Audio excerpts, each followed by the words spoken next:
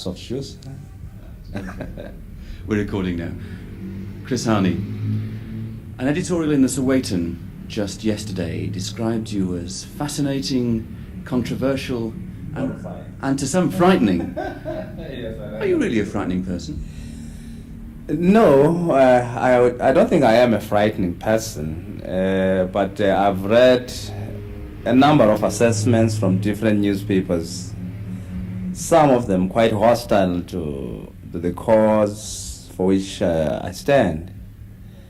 I would regard myself as an uncompromising fighter for justice, freedom, and non-racialism. I don't want to compromise on the bottom lines of that struggle. I see, therefore, the bottom lines as a democratic election based on one person, one vote in a united, non-racial, and non-sexist country. Another bottom line which is resented by those who own the wealth of this country is the fact that I say there should be socio-economic restructuring in our country. We can't allow a situation where the wealth of the country is concentrated in a few hands, and a few white hands for that matter. And therefore, I argue that freedom is meaningless if we don't bring about an end to the gross and vulgar disparities between the blacks and the whites in this country in the economic field. But the reason why some people, mainly white South Africans, are frightened of you is because only a few years ago you were a leader of Umkhonto weSizwe, a leader of a movement dedicated to armed struggle, and they're worried that perhaps sometime soon the SACP might lead Umkhonto back to armed struggle. Are you still a revolutionary? Yes, I am still a revolutionary. I believe in the restructuring of our society. I don't believe in the freedom of just the national anthem and the flag. I believe that freedom can only be meaningful if it begins to tackle the problems of the millions of our people who are poor, who are unemployed, who live in informal settlements, the squatter shacks. And ideologically, I do agree that I frighten those who wouldn't like this situation to come about. I believe in a class struggle, and I believe that the workers in this country should stand up, assert themselves, and bring about equitable redistribution of the resources of our country. But answering your question, I was in the high command of Umkhonto weSizwe. At one time I was a political commissar, then chief of staff, and I participated in the military operations. But the SACP is in agreement with the African National Congress in the suspension of military operations in order to facilitate negotiations. We feel, given the objective and subjective conditions in our country and the world, there is a good prospect for successful negotiations in order to resolve peacefully the South African conflict. And therefore, at the moment, we're not talking about armed struggle, we're talking about other forms of struggle, including mass struggle, which the government and its supporters find frightening. Because insofar as the government is concerned, the people should fold their hands and allow the clever negotiators to work out the future for this country. We say no. Negotiations should involve the people, because negotiations are about the future of the people, the future of the workers, the ordinary people on the ground. If democracy is going to be vibrant in this country, then you need vigorous participation of the people who have fought and sacrificed over the years for freedom and democracy. This government is negotiating with us because the people of South Africa, the ordinary people, the workers, made the necessary sacrifices to bring about an end to white domination. These ordinary people went to prison. Some of them were killed and maimed, who led to a situation where the Nationalist Party government could no longer continue in the old way. So why leave them out when you are negotiating? Negotiation should not just discuss the constitution. They must discuss the poverty, the hunger, the joblessness, the retrenchment and the dismissals. I listened to Cyril Ramaphosa on the radio yesterday, interviewing and talking, and he was asked directly about the alliance between the ANC and the SACP. How long would it last? And he said, Cyril Ramaphosa said, at the moment we have a shared goal, which is ending apartheid. When apartheid is ended, both organisations will have to review the situation. Now, let me make sure I've understood this right. Is the message that the SACP will fight the elections for a Constituent Assembly in alliance as part of an ANC slate, but the election after next, the SACP will be a separate political organisation? Correct. The historical reasons for the alliance was a struggle against white domination and apartheid to bring about a democratic South Africa. We have not achieved that objective.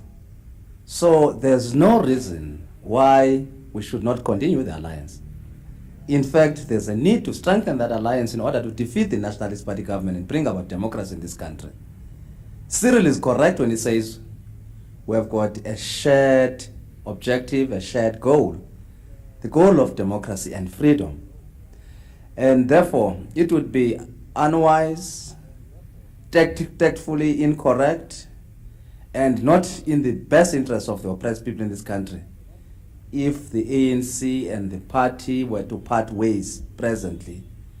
We need to go into the elections together on an ANC slate led by the ANC, with the ANC taking into consideration the role and the input of the party and COSATU and other patriotic forces in this country.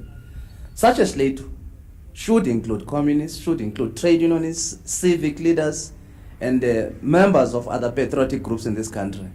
But am I right in saying the SACP has close to half the seats on the ANC NEC? Is that roughly right? No. Strangely, last night I began to count something I'd never done before. And on the National Executive Committee of the ANC of over 70 members, there are only 15 members of the South African Communist Party. Therefore, it is incorrect that we constitute 50%. Actually, we constitute probably less than 30% of the entire National Executive Committee of the ANC. And in addition, we were not given any special dispensation in terms of membership. We were elected, popularly elected, at a conference of the African National Congress. And some of us actually received the highest votes in that election, which was an election to a leadership of the African National Congress by members of the African National Congress. The elections after next, could we see Chris Hani versus Nelson Mandela? No. As Cyril correctly says, the position will be reviewed. We, as a Communist Party, believe in scientific analysis. We are guided by the theory of Marxism. So when we revisit, we shall have to look into the situation. What are the objective conditions? How strong is a democratic government? Because you see, after we've defeated apartheid with an ANC-dominated government in place, we've got to look at the problems that the country will be facing. And what are those problems? Basically, there will be the problems of strengthening democracy, problems of ensuring that we bring about socio-economic changes. If you like, some nationalization of some public utilities and even some big companies. And I want to hasten to say, in our view, that nationalization is not going to be guided by ideological concerns. We will have to ask ourselves, if you nationalize a particular industry, are you going to be running it better, more effectively than its private owners? Are you going to bring about the empowerment of the workers? Are you going to ensure that the nationalization is not just statist and not take into consideration the involvement of the workers at decision level, at strategizing level? And if we, after sitting down and analyzing the situation, if we agree together with the ANC, the trade unions and civics, that we need this alliance to strengthen those particular positions, then we're likely to continue with that position. And I believe, given the problems of this country, problems where you have an ultra-right wing which is challenging our democratic goals, where you have many people in this country who are going to subvert democracy, where you have got security forces with a tradition of fighting against democracy, it would be folly on our part to begin to contest the position of people like Mandela, who in their political lives and their political participation have embraced partly even some of the objectives of our party. So you're talking about an indefinite political and electoral alliance, or at least understanding, with the ANC?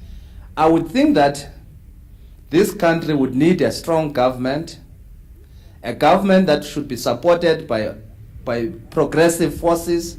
That is not to say that there will be no differences, but I believe those differences are not going to be antagonistic. We shall all be, concerned about the economic growth of this country, about a robust democracy, as well as about building organs of democratic organs of civil society to ensure that we prevent drifting to a situation which we have seen in other countries of a revolution, moving towards sometimes one-party dictatorship, moving towards nepotism, corruption, and other evils. And I wouldn't say the alliance would, be indefinite. I can't project, and sort of predict that, at a particular point there will be separation. There might well be separation depending on the objective situation. The situation is always fluid and dynamic. But I don't think it would be correct to predict that we'll part at a particular point. Correctly, we shall have to review and see if there's still a valid basis for the alliance. Is your party still a Leninist party? Well, it depends what we mean by Leninism. So much has happened in the communist world. We believe, in fact, that we are a Marxist-Leninist party insofar as we subscribe to those issues, to those aspects which have been proved historically correct. And we all know that lots of things have been proved historically wrong. And therefore it would be, subjective, unscientific to cling to old positions and not to take into consideration the sort of turmoil we've seen in the former Soviet Union, in Eastern Europe, and the gross violations there, the distortions, the violations of democracy, the commandist economy. So we want to say that we are guided by the general principles, but we're going to be building socialism in South Africa. We must reject what we religiously adhered to in the past, models like the one in the Soviet Union, like the one which said, there must be only one party, ruling a country. There must be no pluralism. Dissent must be treated in a harsh manner. So that a number of things we should, take into consideration. So, yes, Marxist-Leninist, I want to repeat, in terms of looking at those things which are positive, which have been proved correct to be correct, but disregarding and dumping and discarding everything negative, everything dehumanizing, which we have actually seen to have been a dominant feature of Soviet society, of GDR society, etc. You talk about what was the party's, you use the term religious adherence. I mean, for you personally, when socialism collapsed in the Soviet Union, how much of a disappointment was that to you? Well, it was traumatic. We grew up in a situation where we looked up to the Soviet Union as having solved most problems of building socialism. I felt deceived as a person because I had been to the Soviet Union several times. We were not shown the ugly side. We were taken around, shown the positive side. We were not even in a position to interact with the ordinary members of Soviet society. And incorrectly, therefore, we went out of our way to justify everything that the Soviet Union did. When they went into Hungary, when they went into Czechoslovakia, we thought it was our communist duty to defend and justify these positions because we were brought up in that tradition. Now, all of a sudden, when we saw that there was a lot wrong, and this wrong was actually brought up by people like Gorbachev, Secretary General of the party, who began to expose in a frightening manner the shortcomings, the distortions, the violations of democracy, the economic problems. Mind you, we're told that the Soviet Union was solving each and every economic problem, that it was going to overtake and surpass the most developed capitalist country, the United States. So for us, this was a blow, this was shattering when there was this collapse. And we had to sit down and review the situation. Was it correct for us to continue along the path of advocating socialism for our country?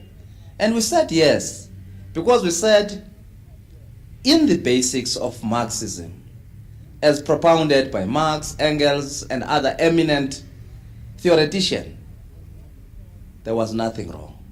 What flawed Marxism was the way it was implemented by parties and leaders in the former Soviet Union and Eastern Europe. And we said for us those lessons were important. We had to confess all the wrongs we ourselves had done, what we embraced wrongly as a correct position. And we came back to our country and we said we are ruled by a racist capitalist government which has wrought such havoc against the workers. And for us, therefore, capitalism was not the way out. We saw capitalism as anti-working class, because even in the most developed countries, the problems of poverty and unemployment have not been solved. The problems of illiteracy, the problems of houselessness for quite a big number of people, all these problems have not been solved. And we said, for us, socialism is still a path, but that socialism has got to be more democratic than any other capitalist model. This is the view of our party. Did your party consider changing its name? No, this was raised by some comrades prior to the Congress we held last year. And we said, no, we can't change the name. It is not the name which is tainted and soiled. What is tainted and soiled are people. We use socialism to bring about something which was not socialistic as far as I'm concerned, of course with the wisdom of hindsight. At the time of the anti-Gorbachev coup, just over a year ago, some members of your party, Harigwala for one, came out quite strongly in support of the coup. What was your personal position at that time? My personal position at the time of the coup was that once more the coup represented an ideological aberration. As Marxists, were opposed to coups or palace revolutions. Because coups are an action of individuals. They don't involve the masses, they don't involve the working class. It's few individuals, elitist if you like, sitting and plotting in a corner and deciding what is right for the majority of the people on the ground. And therefore, from that position, from that theoretical and ideological position, I repudiated the coup, together with the majority of the members of the Central Committee of our party. But there are many views in our party. And we accept that there should be many views in our party. We have become more open, we debate more openly. So it would be strange if there are no people who felt, given the deterioration in Soviet society, the rapid drift towards, if you like, capitalism, some of our comrades felt that anything that tried to stop Gorbachev and Yeltsin was correct. But as a party, we are opposed to that approach. We thought, again, it represents the failure of the Communist Party of the Soviet Union to bring about active political life in the Soviet Union amongst communists. I would have been happy if thousands, if not millions, of ordinary communists had come out and said, Gorbachev, we don't accept your line. We are dismissing you as the Secretary General. We are demanding a new Congress of the party where we must discuss the way forward. Since the collapse of the Soviet Union, has your party managed to improve relations with the Chinese Communist Party? Well, we are still guided by the principles of international solidarity, friendly and comradely relations with other communist parties. we believe passionately in the independence of each communist party, big and small. We suffered in the past because of accepting the idea of big brother, a big communist party, prescribing to other communist party. That suffocated democracy within the communist movement. Our relations with the Chinese is based on the fact that all of us are committed to the building of socialism. We are fighting for the interests of the working class. And we feel that our party should look at what the Chinese are doing. Again, not to, to be carbon copies of what they are doing. But a country like China, which has got some revolutionary traditions, cannot be ignored by us. So we have good relations with the Chinese Communist Party. Are those relations improving? They are improving every day, given the fact that our relations were bad in the past. At the time of the sharp ideological conflicts between the Communist Party of the Soviet Union and the Chinese Communist Party, we took the side of the Soviet Union. And that led to the souring of relations between the South African Communist Party and the Communist Party of China. We have all agreed now that that belongs to the past, it's part of our history. Now we have actually gone into a situation where we're improving our relations very, very rapidly. If I could turn perhaps to your personal history. You joined the Communist Party when it was illegal in, I think, 61 or 62, something like that. It's difficult for many of my listeners to understand what it was like joining an illegal party. How were you approached? How were you recruited? How did you join a party which, as far as the authorities are concerned, wasn't allowed to exist? When I joined the Communist Party, I was a student at the University of Formative in the Eastern Cape. Previously, 4 years before, I joined the African National Congress Youth League because I was still young. I must have been 15 when I joined the African National Congress Youth League. It was still legal then. By 1960, even the ANC was banned. Now, it is important to give a brief background. I was born in the Transkei, probably one of the most impoverished areas in this country. Son of a peasant worker, if you like, a migrant worker, with an illiterate mother. Most of the time, we stayed with our mother because our father was either in the mines or when he changed, he was in the construction industries in Cape Town as an unskilled worker. We, as I say, were brought up by our mother. We looked after the few animals that we possessed until, you see, the few acres that the family had. We had to walk to school probably, 10 kilometers a day. I only got a pair of shoes when I was a secondary school student. It was a very difficult life.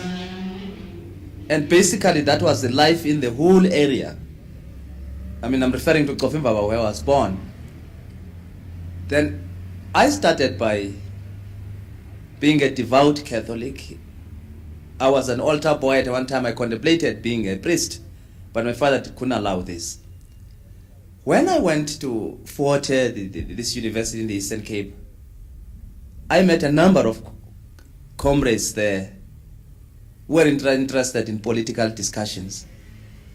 We formed a cell there for political discussions. For the first time, we had access to books we had never seen before, like the Communist Manifesto. And generally at that time, Communist Party leaders were producing some radical newspapers like New Age, edited by Mr. Brian Bunting. And these began to be, newsletters and newspapers which were passionately discussed and debated by the students. So from there, I was approached by Comrade Govan Mbeki to join an underground cell of the Communist Party. I don't know what influenced him in selecting me. And we saw ourselves now beginning to be a cell of 4 comrades, discussing specifically, Marxist literature, works by Emily Benz, World Marxist Review, works by Palmdad, and other publications. And we were, of course, brought up in the tradition of saying it is a duty of communists not only to preach, socialism, but also to strengthen the African National Congress. The ANC being seen as the vehicle for bringing about national liberation in our country. So it was said it was unacceptable that a member of the Communist Party should not be equally, active in the African National Congress, struggles. How much dedication did it take to join the party at that time? Well, being young, there was something romantic about belonging to a cell of the South African Communist Party. A party which probably was most hated by the ruling class, by the apartheid rulers. And we were fascinated by the fact that every now and again, leaders of the Nationalist Party, the white opposition, would curse the party. And we felt that there was something basically good about something which was hated by the people we hated. People were oppressing us, people were harassing us almost every day, especially when our university had been taken over by the government in 1959. There was a mood of bitterness, and we all became embittered, and we moved slowly and slowly to the left, if you like, and we became committed members of the South African Communist Party. We distribute these leaflets, would attend the meetings. In 1963, I attended the Underground Party Congress, which was held here in Johannesburg. I think by 1963, I had become a convinced communist, a committed communist, and I was ready to do anything that the party wanted me to do. Just checking how much tape there's left. And that actually meant going abroad and taking a very leading part in Umkhonto we Sizwe. Some of your actions have become controversial, particularly Angola. I was reading about Mwezi Twala's remarks in The Citizen just yesterday. With hindsight, do you regret the methods that were used to clamp down on, shall we say, should the word be dissidents within Umkhonto? Well, even with hindsight, I don't regret the actions taken, because Twala is less than frank. The mutineers took over a camp of the African National Congress and killed several officers of Umkhonto we Sizwe. He doesn't tell the world that force was used to take over a camp of an organization. Twala, like me at that time, was under oath to be a loyal member of Umkhonto we Sizwe. He had voluntarily joined Umkhonto we Sizwe. And I'm not debating here whether the grievances were justified or not justified. In fact, even then I said some of the grievances were justified. The complaints were justified. But I said, in a movement, there are channels, peaceful channels, where soldiers and members of the movement can raise their grievances. But when people begin to pick up weapons, they don't leave us with an alternative except to come and defend the organization. Recapture the camp which has been illegally captured by the dissidents. Twala was a leading member of that group. He belonged to the Committee of 10. In other words, he had, started a rebellion against the ANC. And, people who know the rules or regulation of an army, whether a guerrilla army or a regular army, they know that mutiny is suppressed. And in this case, this mutiny was just not a peaceful one where people just say, we've taken over. They killed and occupied. And therefore, as a soldier and as an officer, I was under oath to lead a detachment of Umkhonto we Sizwe to recapture the camp and to arrest the dissidents. But Twala is not speaking the truth when he begins now to associate me with the arrest and what he alleges to be torturing, because it had nothing to do with me. When we defeated them, the whole task, the whole problem was taken over by the Security Department of the African National Congress. Do you mind if I just...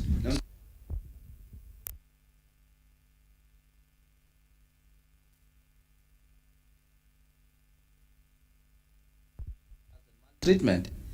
They come in.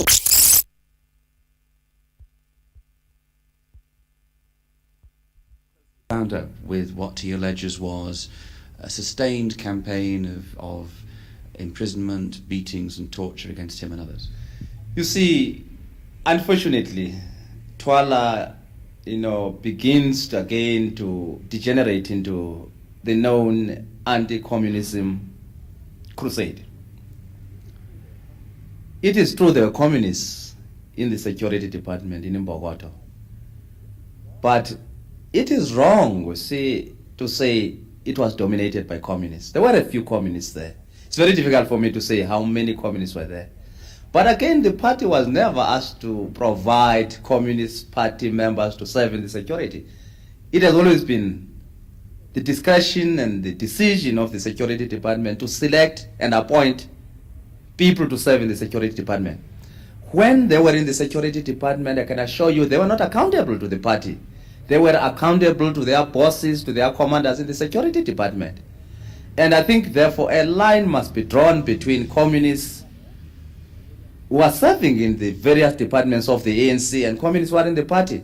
There are communists in the various departments of the ANC presently. They are accountable to the discipline of the African National Congress. They don't come to this office and ask me, what should I do in that department?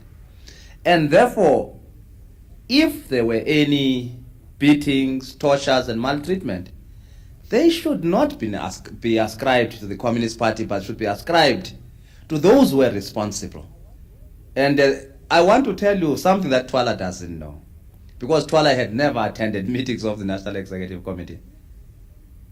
If in the NEC of the ANC there was an individual who championed the rights of the detainees and the prisoners, it was people like myself, George Lovo. Some of us became unpopular within NEC structures because we were calling for the release of people like Twala. Twala was released and sent to Tanzania because we had argued fiercely for a position of releasing people who have been detained for a long time without trial. We said this was a travesty of justice. And Twala has decided to ignore that in an attempt to attack the South African Communist Party. I'm not saying there were no individual communists who were implicated, but I want to say that the party championed the release and the immediate trial of the people who had been arrested. We said we are against detention without trial. We can't call upon the South African government to release political prisoners and detainees and practice the same thing. We said we cannot be seen to be following the morality of the enemy. As people see who are fighting for a democratic order, for social justice, this is the time to lay the foundation for that democracy. And that was our argument. Of course, this debate was an internal debate. It was taking part within the ANC and the National Executive Committee.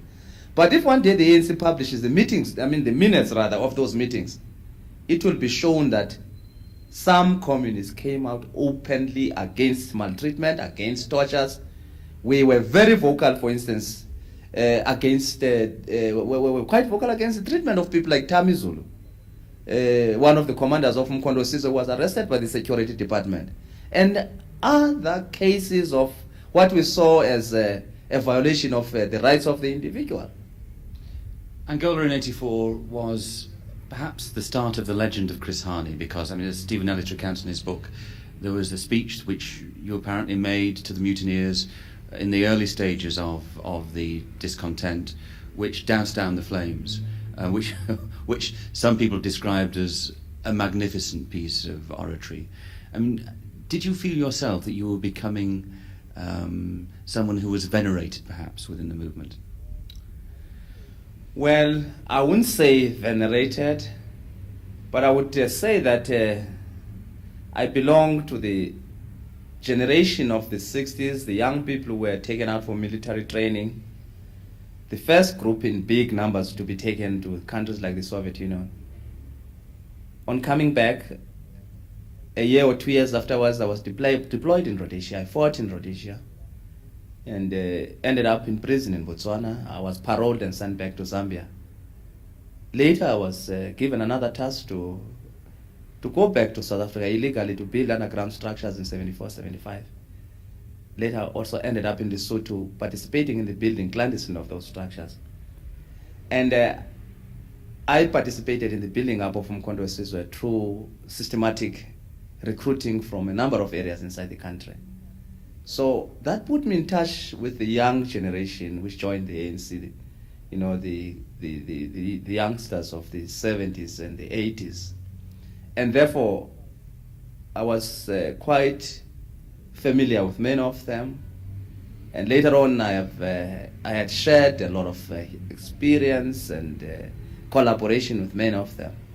So when the mutiny took place, I was not in Angola, but I was called by the leadership to go and attend to that problem. Precisely because they had just appointed me to become Army Commissar. And generally, since I left the country in 1963, I had done nothing else except being in the ranks of Umkhonto weSizwe. So I was quite knowledgeable about some of the problems of our army, and also I knew people, quite a number of people.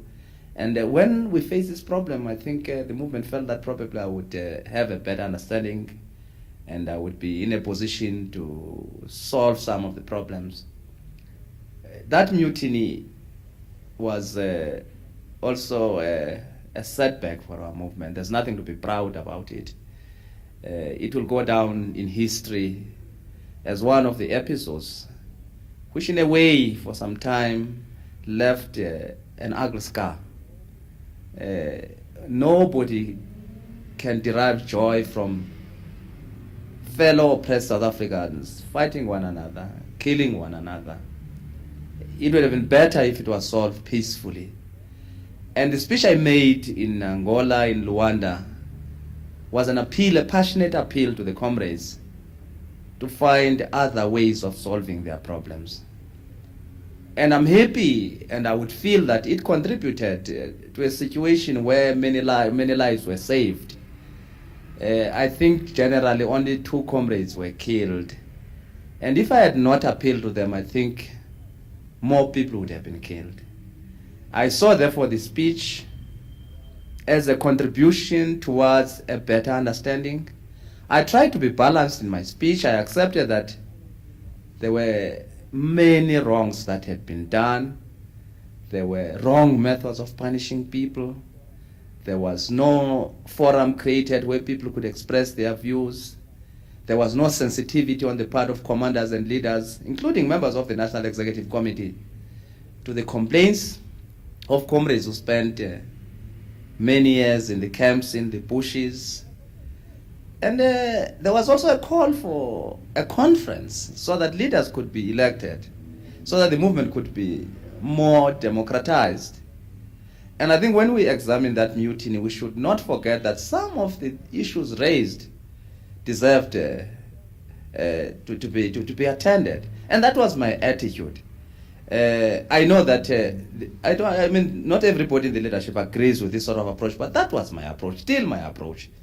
When I came back to this country 2 years later, I gave an interview to a radical journal called Work in Progress, where probably was the first leader of the ANC to acknowledge that there had been torture, there had been ill treatment of comrades in the camps, and that now what is important is for us to acknowledge so that we don't repeat those mistakes in future when we build a democratic South Africa.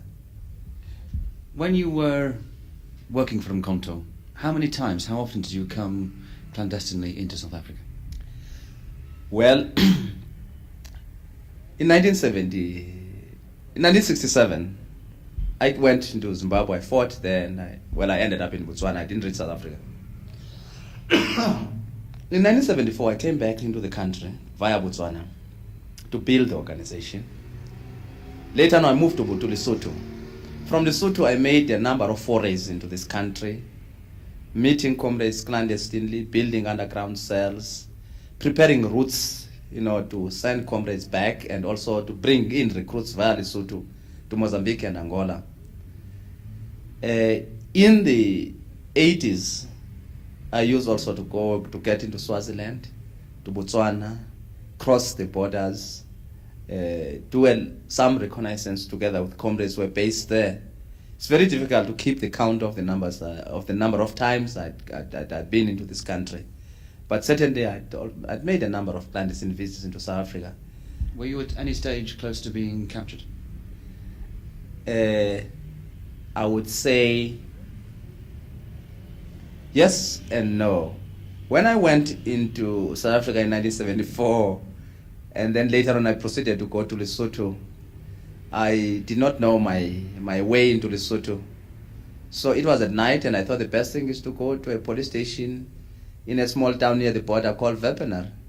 And with a straight face, I said to the officer on duty, "Sir, I want to move to Lesotho, and which is the route? How can I get out of town?" And he was more than willing to help me. I'm not saying I was closer to arrest, but because he didn't know that I was Chris Hani. But earlier again, when I went in from Botswana in 1974, I came to a small town near the border called Zeerust. And again, I approached the police to inquire about the train schedule, at what time the train going to Johannesburg would come to the station, and he was very cooperative, was more than helpful. Closer to arrest, I think in Swaziland, probably in 86, 87, a fellow who's now a leading member of the Askari, the fellows who attend, was actually handling my traveling around Swaziland. We drove together to the border. I'm not quite sure if at that time he was working with the police or not, but I moved around. I'd gone into Swaziland clandestinely using a false document because I was consulting with our structures there. I'd come in to take to them the tasks from military headquarters. From what you saw in your visits back to South Africa, how well did the party's underground structure inside South Africa hold up during those terribly difficult years? The party's underground structures when I came in the 70s, early 70s, were very weak, pathetically weak. We had really to start from the beginning. This applied not only to the party, but it affected the ANC as well. But because we're a good collective, we began now to establish, party cells throughout most of the Cape, Natal, and the Free State. And in no time, I think after 6 months, we had begun now to establish the necessary infrastructures. And after a year, I would believe that we're fairly consolidated. The unbanning in February 1990, to many people, the unbanning of the SACP as well as the ANC at the same time came as a bit of a surprise. Can you remember your own emotions when you heard, I don't know whether you were listening to de Klerk, but when you heard that your party was going to be able to operate legally for the first time for 40 years? Well, my own emotions, very difficult to describe. The step by de Klerk caught us by surprise. It was unbelievable that those who had crusaded against the ANC and the party for so many years, who had been so harsh, who had driven our party underground to exile, who had arrested some of our party leaders and sentenced them to life imprisonment, who had treated one of the most eminent members of this party coming from the Afrikaner community, Bram Fischer, in a very harsh way. Now they had come around to say we weren't going to be a legal party. It was understandable why they unbanned the ANC. I think they accepted the fact that they had failed to crush it. They'd used every method to destroy the ANC, but the ANC continued to exist and continued to grow from strength to strength. It was beginning to be the guide of our struggle. The majority of the oppressed people, including people who were not members, generally supported the African National Congress. But what about the Communist Party? I think de Klerk committed a mistake. He thought with the collapse of communism in the Soviet Union and Eastern Europe, the party was going to follow the same way and would go into the dustbin of history. That was his basic mistake and miscalculation. He's regretting it today. That's why he indulges in a jarring tirade against us from time to time. We have proved him wrong. He forgot, the historic, record of this party. His contribution to the struggle within the ANC, the alliance, his contribution to the building of the underground, his contribution to the theoretical, guidelines of the National Liberation Movement, and also the fact that the party produced outstanding leaders of the broad struggle. Slovo, Yusuf Dadu, Bram Fisher, Moses Mabhida, Kotane, J.B. Marx. And he forgot that, you see, that participation as well as that contribution by these communists has left an indelible mark in the minds of the oppressed and exploited in this country. When we came back, we were hailed as heroes. When we launched our party legally after, as you have correctly pointed out, after more than 40 years of persecution, thousands flocked to the FNP Stadium, more than 60,000. And I think that reality must have stuck at the Nationalist Party. The red flag began now to flutter throughout the country, in the big and the small towns as well as in the villages. No speaker at rallies of the ANC would say Viva ANC without saying Viva South African Communist Party. People saw what they had achieved, the legalization, as a joint contribution by the Communist Party as well as by the ANC. And from then, there was no stopping us. We were very visible as communists in the unfolding struggles in this country, in the mass struggles, in the marches and the demonstrations. And we have become probably the fast growing party in the world. We are, hailed and supported by the workers in this country. There's not a single workers' rally, trade union rally where the party is not invited. Last week on Sunday, I was at a mining town, small mining town called Carltonville. There was a rally that attended by 10,000 miners. For me, it was touching to see those red flags, raised by ordinary miners from the different mining towns of the Western Transvaal, one of the most conservative places you can find in this country. And I said to myself, the foot wherever is must be shaking with concern to see this party they wanted to destroy completely, literally rising from the ashes to become an important element in the struggle for democracy and freedom in this country. I can detect in what you're saying a tremendous pride in your party and a pride in communism.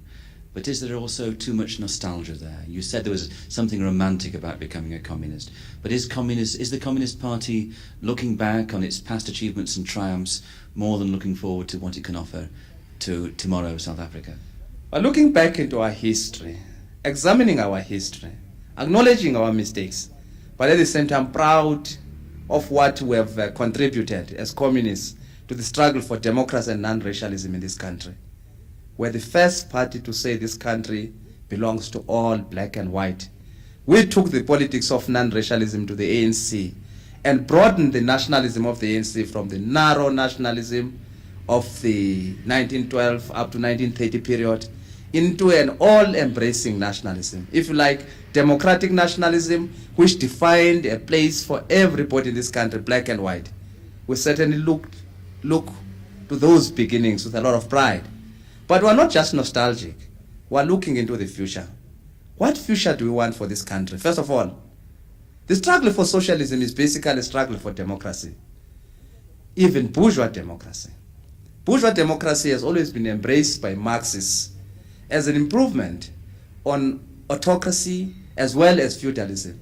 We must remember that before the Great October Revolution, the Soviet communists were calling for the triumph and victory of the bourgeois democratic revolution, because the bourgeois democratic revolution would put aside the relics of Tsarist autocracy, of feudalism, and would open up a way for a movement forward to socialism. Equally in this country, the struggle for real democracy, for non-racialism, is a struggle for socialism. It lays the basis for a movement forward, for the people of South Africa for the first time to have the vote and begin to shape their own lives.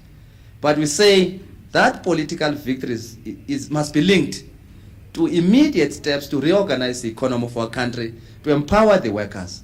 And we see that period also as a building block towards socialism, towards a situation where the means of production in this country would be in public hands, not in bureaucratic elitist hands as it happened in the Soviet Union.